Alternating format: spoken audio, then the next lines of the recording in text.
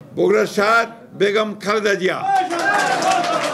ত্রয়োদশ জাতীয় সংসদ নির্বাচন সামনে রেখে দেশ জুড়ে বইছে নির্বাচনী হাওয়া, আর এতে বাড়তি চমক যুক্ত করেছে দেশের অন্যতম বড় রাজনৈতিক দল বিএনপি। দীর্ঘদিনের রাজপথের লড়াইয়ের সঙ্গীদের মূল্যায়ন করার লক্ষ্যে ৬৩ আসন ফাঁকা রেখেই দলীয় প্রার্থী ঘোষণা করেছে দলটি। আমাদের সঙ্গে যারা যুগপৎ আন্দোলন করেছেন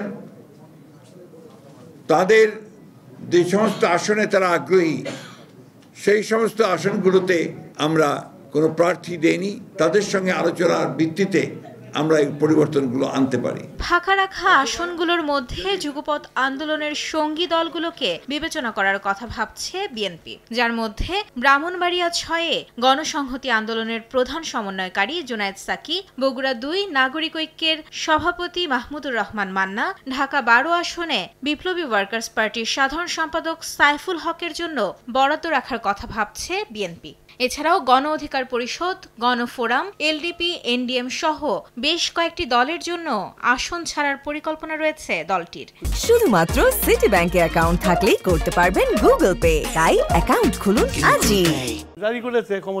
বিএনপির জ্যেষ্ঠ এই নেতা বলছেন, শরিকদের সঙ্গে আলোচনা করেই সিদ্ধান্ত নেবে দল। কিছু আসন অবশ্যই রাখা হয়েছে আমাদের যুগপৎ আন্দোলনের দলগুলোর জন্য, সেগুলো অ্যাডজাস্টমেন্ট হবে, এখনো আলোচনা চলছে। শিডিউল ডিক্লেয়ার হওয়ার পর্যন্ত ফাইনাল লিস্টটা বোঝা যাবে না।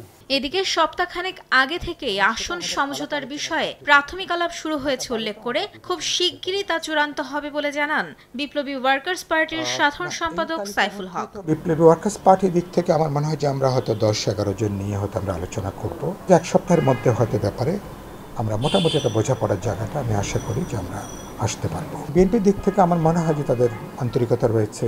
আসন সমঝোতার বাইরেও কিছু জায়গায় আলাদা প্রার্থী রাখার আভাস দিয়েছেন গণসংহতি আন্দোলনের প্রধান সমন্বয়কারী জুনায়েদ সাকি। আমাদের দিক থেকে আমরা যে সমস্ত জায়গায় নির্বাচনের জন্য জরুরি মনে করি সেই সব জায়গাগুলোতে আমরা আমাদের প্রস্তাব রাখব।